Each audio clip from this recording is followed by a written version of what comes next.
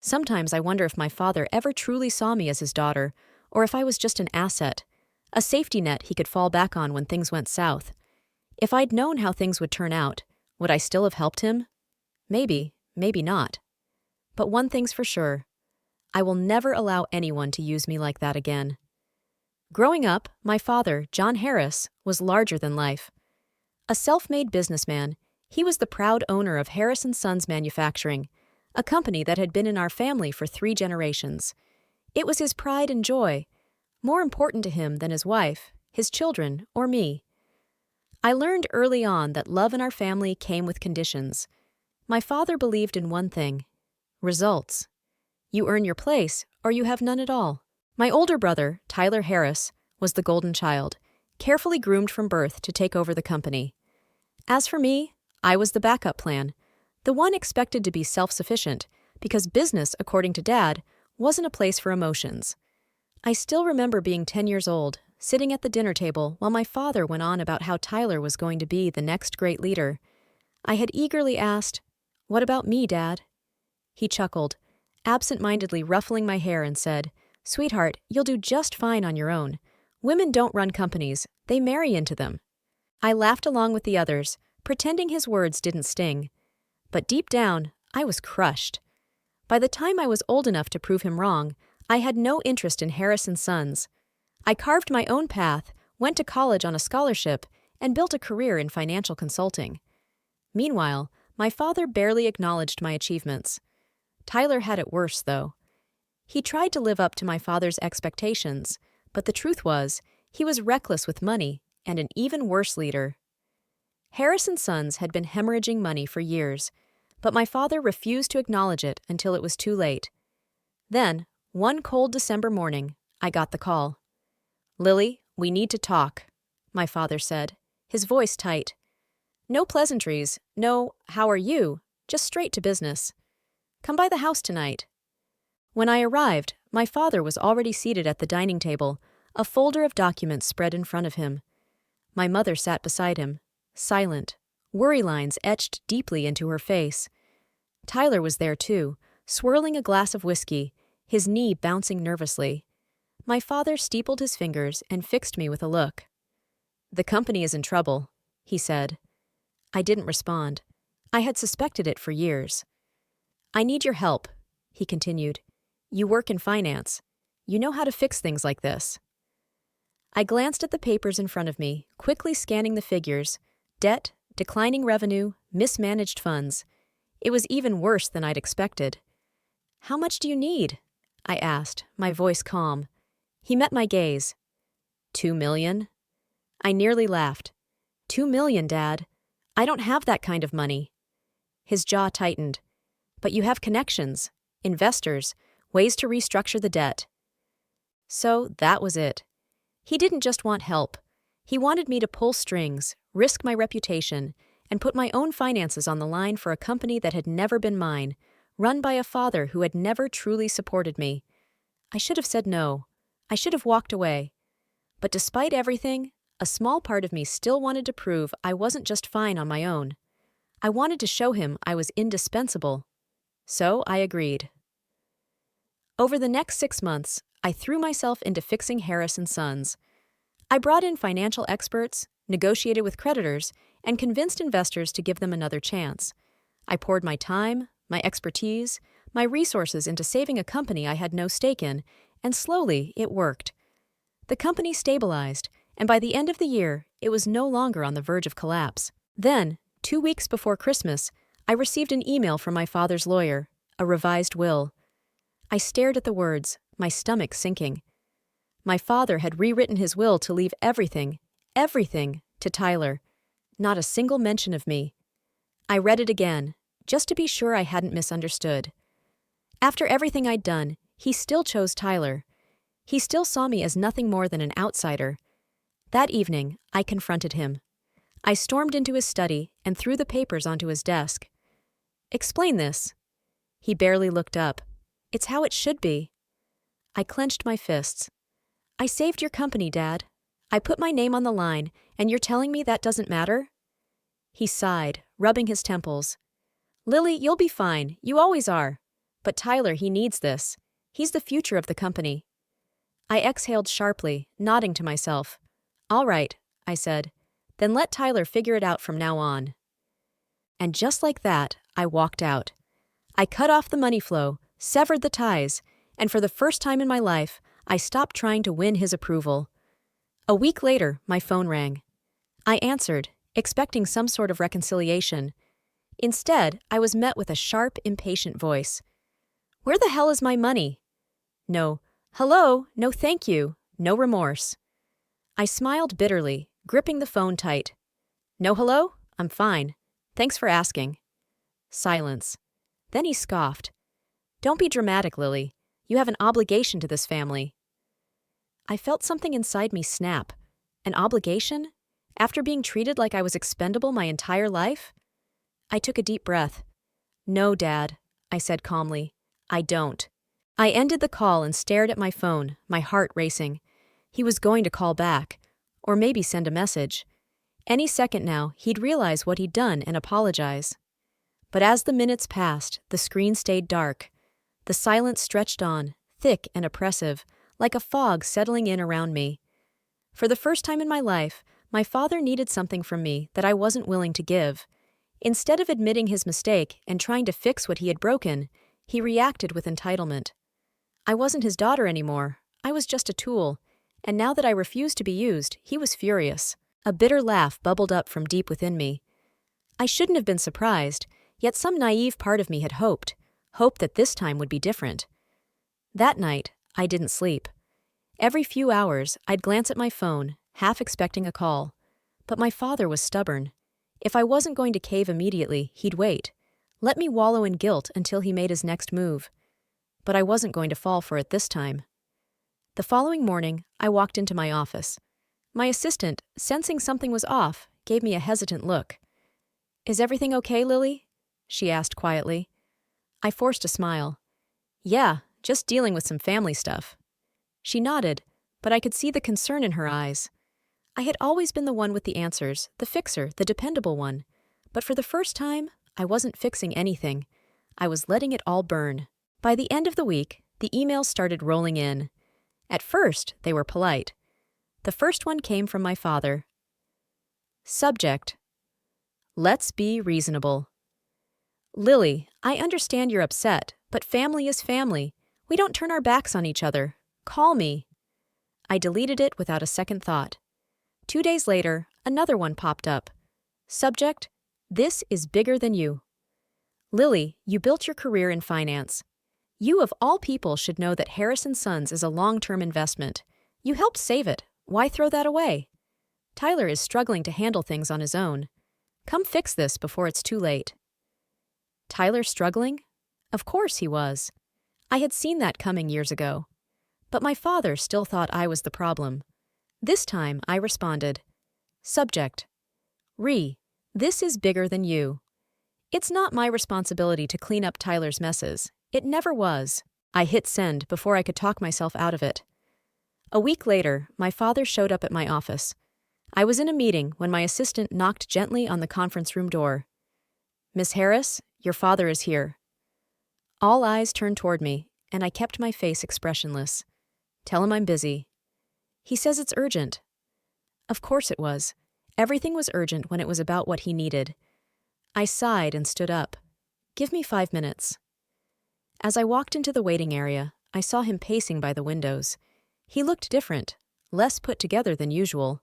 His suit was neat, but his tie was loosened, and his hair, usually perfectly styled, looked slightly disheveled. He turned when he heard my heels click against the marble floor. Lily, he began, forcing a smile. Good to see you. I crossed my arms. Is it? He exhaled sharply, trying to stay calm. I didn't come here to fight. No? I tilted my head. You barge into my office uninvited after I've ignored all your emails, and you don't want to fight? He clenched his jaw. I just want to talk. I sighed. Fine. Talk. He hesitated, clearly thrown off by how this conversation was unfolding, but eventually he got to the point. The company is still in trouble. The investors are getting anxious. Tyler's overwhelmed. I raised an eyebrow, and he looked at me as if I were speaking a foreign language.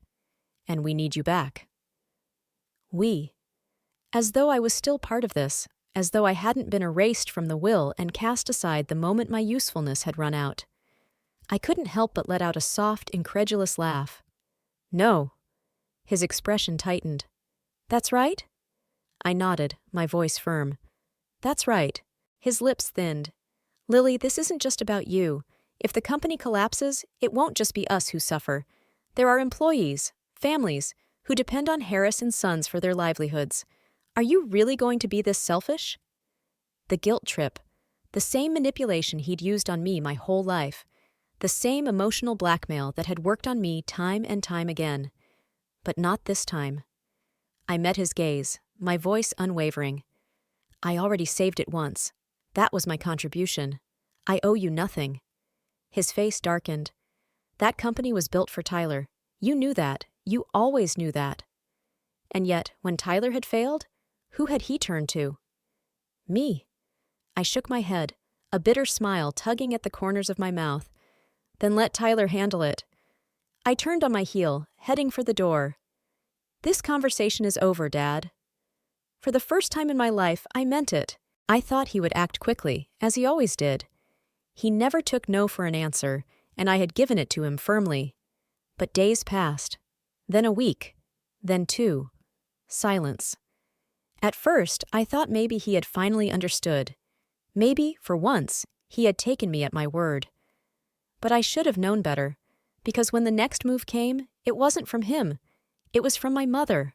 It was late, and I was leaving work, exhaustion pressing down on me when my phone rang. Mom. I hesitated before picking up. Unlike my father, she rarely called.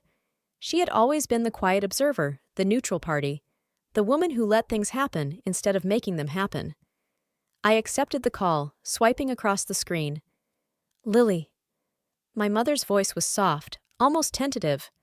I sighed. Hi, Mom. Are you busy? I just left the office. There was a pause, like she was choosing her words carefully. Can we talk? I leaned against my car, gripping the door handle. I could already sense where this was heading. Go ahead, I replied, bracing myself. She exhaled shakily, and for the first time in years, I thought she might actually be nervous. It's about your father, she began. Then, as expected, added, and Tyler. They're struggling, sweetheart. I know you and your father had words, but this isn't just about him. The company is hanging on by a thread. Your brother is drowning. I pinched the bridge of my nose. Mom, Please, Lily. She cut me off, her voice cracking. I froze. My mother had always been the picture of composure, never loud, never tearful. If my father was the storm, she was the still, calm water beneath it. But now I could hear the desperation in her voice. And for just a fleeting moment, a pang of guilt twisted in my stomach. She continued, her words trembling. Your father, he's not eating. He can barely sleep. She hesitated, as if searching for the right words. I'm worried about him. I closed my eyes. Of course, my father hadn't called because he had realized I wasn't easily swayed. But my mother, he knew I still saw something good in her. He knew that I might bend for her, even when I wouldn't for him. So here she was, playing the role of the concerned wife, the mediator, the one who could fix everything if only I gave in. But this time, I saw right through it. I swallowed hard, pushing the guilt away, and steadied my voice. Mom, I love you, but I won't do this. She inhaled sharply. Lily, no. I cut her off, my voice firm. This is the same thing every time, isn't it? He destroys everything, and you come in to pick up the pieces. You beg him to see reason, smooth things over, and he gets away with it again and again. The silence that followed was thick with tension. I pressed on, my resolve hardening. I refused to be part of it anymore. I saved the company once. I saved him once. And how did he repay me? By cutting me out like I was never even there. He made his choice. Her voice was barely a whisper when she spoke again. Lily, it's not that simple. It is, I replied, my voice unwavering. For once, it is. I climbed into my car, gripping the steering wheel so tightly my knuckles turned white. If you want to save him, Mom, then let Tyler do it. That's who he chose. That's who he put all his hopes on. She exhaled slowly, and I could tell she understood. But understanding wasn't the same as accepting. I just don't want to lose my daughter over this, she said, her voice heavy with emotion. A lump formed in my throat, but I pushed it down. You won't, I promised, but I won't lose myself in the process either. I ended the call before she could respond. The next morning, I woke up to a headline that made my stomach drop. Harris & Sons, third-generation business at risk amid family dispute. I blinked, reading it again, my heart racing. What the hell? I sat up in bed, scrolling through the article. Anonymous sources claimed internal family conflict was threatening the company's future, that a former family member had abandoned them at a critical moment, leaving the company and its employees in chaos. Though they didn't name me, it was clear who they were talking about. Before I could process the shock, my phone lit up with messages. An old college friend texted, "Is this about you?" A former client wrote, "Hope you're okay. Let me know if you need to get ahead of this." From my assistant, "Do you want me to start screening calls?" I was still staring at my phone when a text came through from Tyler. "You should have just helped." A surge of anger rushed through me. This wasn't just a leak. It was a deliberate attack, a public smear campaign designed to force me into submission. My father had played his last card, and that's when I knew. He had lost. Because I wasn't afraid anymore. I wasn't that desperate little girl at the dinner table anymore, hoping to be noticed. I wasn't the fixer, the safety net, the silent daughter in the background. I was done. I typed a response to Tyler. "Tell Dad that if he wants to drag me through the mud, he'd better be ready for the consequences." I hit send, and I expected the fallout to be swift. My father hated being challenged, and I had just openly threatened him. But for the first time in my life, I wasn't worried about his rage. I was ready for it. The next morning, I sat in my office, sipping coffee and scrolling through financial reports. A strange calm had settled over me. Then my assistant knocked. She hesitated, clearly unsure whether to disturb me.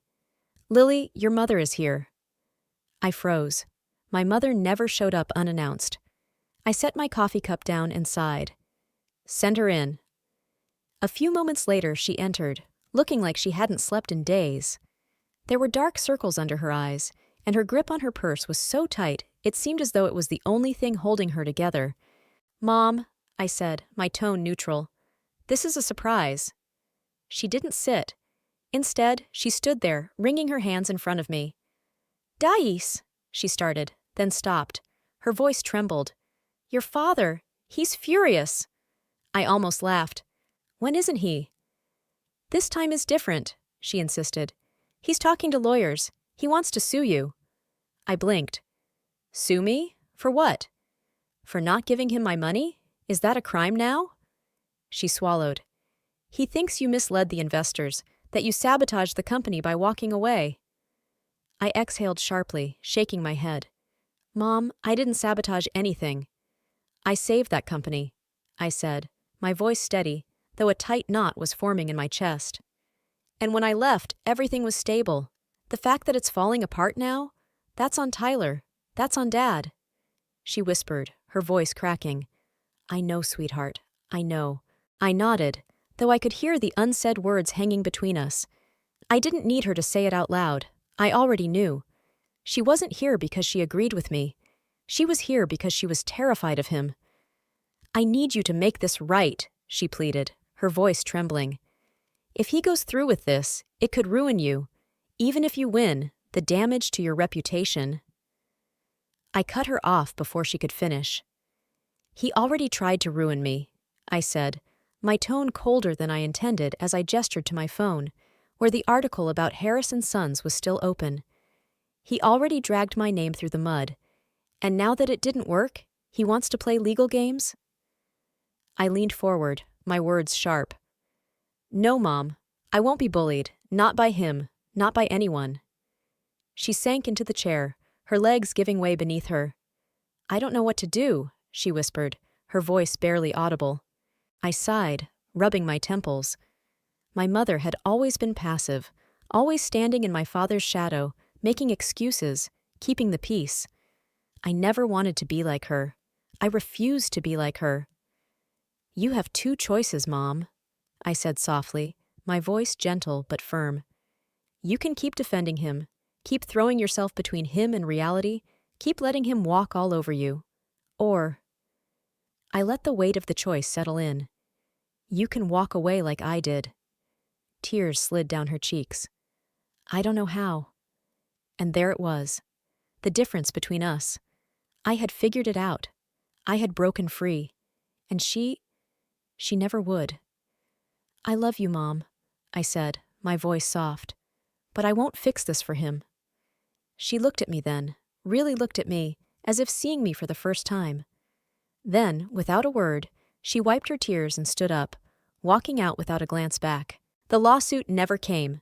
It was an empty threat, just like I suspected. But my father wasn't finished yet. A few days later, I got an alert from my bank, a fraud warning. Someone had tried to access my accounts. My pulse spiked as I immediately called my bank. "Miss Harris, we flagged multiple attempts to access your accounts from an unfamiliar device," the representative explained. "We've locked everything down for now, but we recommend you check your security settings." I already knew who it was, my father. I should have been furious, but instead I felt drained. He had no power over me anymore, so he was grasping at whatever he could. I spent the next hour changing every password, setting up extra layers of security, and freezing all access to my financial records. And then, for good measure, I texted Tyler. "Tell Dad if he ever tries to touch my money again, I will press charges." It took him 30 minutes to respond. "Tyler, I didn't know he would do that." I scoffed. "Liar, you did. And you let him." I didn't expect a reply, and I didn't get one. Because Tyler wasn't the mastermind. He was just a pawn, as he always had been. A week later, my mother called again. This time, she wasn't pleading. She was panicking. "Lily," she gasped, her voice trembling. "It's your father. He collapsed." For a moment, the world around me stilled. I gripped my phone tighter. What? "They rushed him to the hospital. His heart." Her voice faltered. "They're not sure if he's going to make it." I swallowed, my throat tight. I should have felt something. Pain, fear, regret. But all I felt was numb, because even now, even with this, I knew what she was really asking. Come home. Come back and fix it. I exhaled slowly. "Keep me updated," I said. "Let me know what the doctors say." She let out a shaky breath. "Are you coming?" I closed my eyes.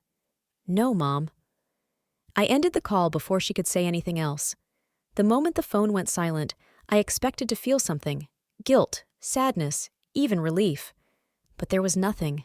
Just silence. For years, my father had loomed over my life, a shadow I couldn't escape. Every decision, every sacrifice, every late night spent fixing his messes had been to prove myself to a man who never saw me as anything more than a tool. And now, he was lying in a hospital bed, and I couldn't bring myself to care the way I thought I should. I wasn't heartless. I was just empty. 3 days passed. 3 days of missed calls from my mother. 3 days of texts from numbers I didn't recognize. 3 days of me saying nothing at all. On the 4th day, my phone buzzed again. It was a message from my mother. "Mom, he's stable, but weak. The doctor said it was a warning sign. He needs to make major lifestyle changes. Maybe this will be the wake-up call he needs." I stared at the screen, my heart sinking. A wake-up call? She still believed that? That my father, the man who had spent his entire life manipulating, scheming, and controlling people, would suddenly change just because his body had caught up with the karma he'd avoided for so long? I didn't reply. Later that evening, another message came. "Mom, he's asking for you." I exhaled, rubbing my temples. Of course, he was asking for me. Not because he had changed, not because he was sorry, but because he needed something. I typed back the only answer I could give. No. I didn't expect a response, but after a long pause, the typing bubbles appeared. "Mom, I understand. Just think about it, Lily." I didn't reply. I didn't need to. A week later, I saw the news. Harris & Sons is collapsing. For real this time. The article painted a clear picture: an empire in freefall, investors pulling out, employees being let go, debt piling up. Tyler had failed, and my father was too weak to fix it. I expected Tyler to call, beg me to come back, try one last time to pull me in. But the only message I received was silence. I stared at the short, bitter message from Tyler. "You got what you wanted." I lingered on the words for a long moment before typing back. "No, Tyler, I got what I deserved." And for the first time in my life, I truly meant it. The morning after Tyler's text, I woke up feeling something I hadn't felt in a long time. Peace. Not relief. Not victory. Just peace. For the first time, there were no fires to put out, no urgent calls, no manipulative pleas, no threats hanging over me. Harris & Sons was sinking, but it wasn't my problem anymore. My father was recovering, but I didn't have to be involved. Tyler was left to deal with the wreckage, but I felt no obligation to clean it up for him. For once, my life was mine. Completely mine. 1 week later, my mother called again. I debated ignoring it, but I answered anyway. "Mom," I said, keeping my voice neutral. There was a long pause before she spoke. "Your father is home." I didn't respond. "He's different," she added softly, quieter than before. "He hasn't said much since he got back from the hospital." Still, I didn't say anything. "I think he wants to see you," she continued, her voice uncertain, "but he won't ask." I let out a slow, steady breath. "And you want to know if I will?" There was silence on the line before she answered softly. "Would you? Would I walk back into that house, sit across from the man who had erased me from his legacy, who had only ever seen me as an asset to be used and discarded? Would I give him one last chance?" I closed my eyes, the answer coming easily, as it had for a long time now. I'd made my choice long ago. "No, Mom," I said, my voice final. "I won't." I heard a shaky breath on the other end. "I thought you might say that." I swallowed hard. "Are you going to stay?" She didn't answer right away. Then, just above a whisper, she admitted, "I don't know how to leave." I pressed my fingers to my temple, my frustration ebbing. "Then that's your choice to make," I said gently, "just like I made mine." I heard her inhale sharply, like she wanted to say something else, but the words didn't come. Instead, she whispered, "I love you, Lily." And for the first time in a long time, I believed her. "I love you too, Mom," I said softly. Then I hung up. That was the last time I ever spoke to her. A month later, I stood outside my new home. It wasn't much. A small house, no grand legacy, no painful memories. There were no ghosts from a childhood spent begging for scraps of affection. It was just mine. As I sipped my coffee on the porch, my phone buzzed with an unknown number. I didn't answer. I didn't need to. Whoever it was, my mother, my father, Tyler, or one of their enablers, didn't matter. They weren't part of my life anymore. I had cut the cord, and I would never go back. With one last glance at the phone, I hit block. Then, smiling to myself, I went back inside. I had won. Not in the way they thought winning worked, with money, power, or control, but in the only way that truly mattered. I had my freedom, and nothing, not my father's empire, not my family's expectations, not the weight of the past, could take that away from me ever again.